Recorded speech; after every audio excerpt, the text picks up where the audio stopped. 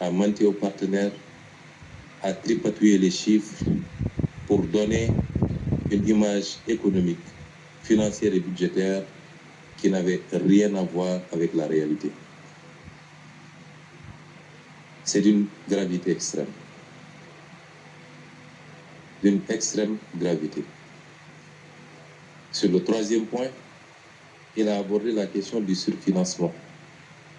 De manière très simple, ça veut dire simplement que les partenaires avaient accepté que le Sénégal puisse aller en termes de levée de fonds au-delà de ce qui était annuellement autorisé en prévision du début des 4 premiers mois de l'exercice 2024 qui, dans tous les cas, étaient des exercices incertains au regard des élections qui se profilaient. 600 milliards qui n'auraient dû être dépensés qu'à partir du 1er janvier, mais que le régime sortant a dépensé avant notre arrivée au pouvoir. C'est-à-dire avant 2024, sur l'exercice 2023, ce qui est extrêmement grave. Il est important d'insister sur ce point, parce que la manipulation a voulu faire croire aux Sénégalais qu'il y avait un problème avec le surfinancement et que c'est notre régime qui a utilisé ces fonds, ce qui est totalement faux. Ça a été utilisé et de manière injustifiée pour plus de 300 et quelques milliards par l'ancien régime. Et au moment où on parle, nous ne trouvons nulle trace de l'utilisation de ces fonds.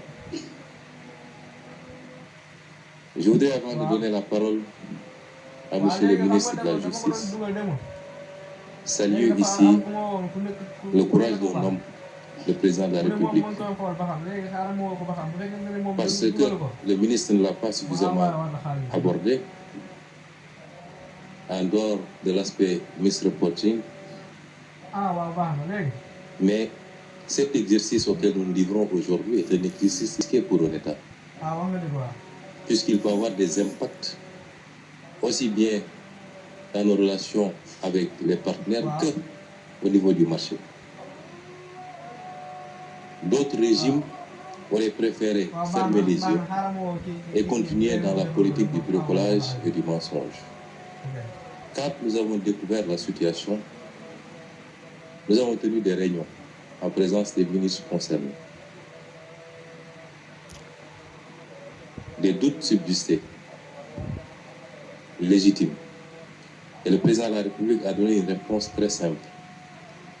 Je ne démarrerai pas ce mandat dans le mensonge, je ne le déroulerai pas dans le mensonge et je ne le terminerai pas dans le mensonge. Quelles que soient les conséquences de cette situation, je dirai la vérité au peuple sénégalais. Et je dis que Dieu aime le Sénégal. Parce que si on avait été inscrit dans la continuité, je peux vous assurer que ceux qui sont à l'origine de cette situation ne l'auraient jamais présenté tel que nous le ferons aujourd'hui. Et le peuple sénégalais aurait été rattrapé tôt ou tard par les conséquences catastrophiques. Nous avons vu énormément de pays se retrouver en situation quasiment de faillite parce que leurs élites ont préféré taire la vérité et continuer dans la manipulation. Je voulais saluer le courage de cet homme également. Quand le Sénégal devait être programmé au FMI au mois de juillet, il a pris la décision de ne pas présenter le dossier du Sénégal et a dépêché le ministre des Finances pour aller le dire au FMI, aux États-Unis, et leur dire nous préférons ne pas avoir de décaissement plutôt que de le faire sur une base erronée et demain en subir les conséquences. Certains manipulateurs ont voulu dire aux Sénégalais que le FMI a reporté le rendez-vous parce qu'on aurait opéré des levées de fonds. C'est totalement faux. C'est à notre initiative, et seulement à notre initiative. C'est nous qui avons demandé au FMI. Et le FMI pourra démentir si ce n'est pas vrai. C'est nous qui avons envoyé dépêcher une délégation pour dire au FMI que nous préférons reporter ce rendez-vous, le temps de terminer le travail que nous étions en train de faire, est de pouvoir nous présenter à lui dans des conditions qui reflètent la situation du pays. Ces précisions sont extrêmement importantes parce que nous sommes dans un pays de manipulation, de diffusion de fausses nouvelles à longueur de journée. Et sur ces questions, j'inviterai tous les Sénégalais à beaucoup plus de retenue, parce qu'il s'agit de l'image du pays et de sa crédibilité à l'extérieur. C'est des questions qui relèvent à la limite de sécurité nationale.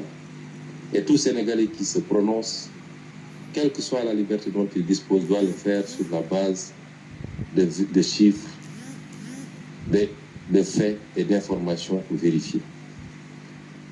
Je m'en limiterai à ça. Et ces données ou ces informations qui ont été produites ne seront jamais démenties par ceux qui en sont les auteurs.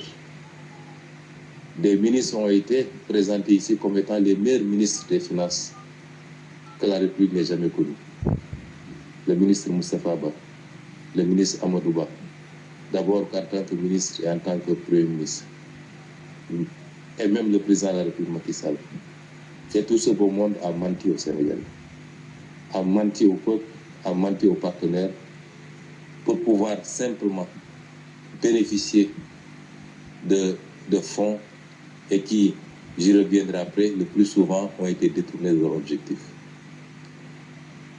C'est une situation d'une extrême gravité qui appelle à l'exercice de situation des responsabilités, mais également la nécessité d'en tirer toutes les conséquences.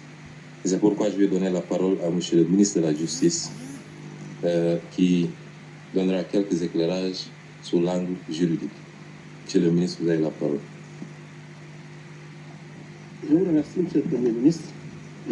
Monsieur le Premier ministre, Monsieur le ministre, Mesdames et Messieurs les ministres, Mesdames et Messieurs,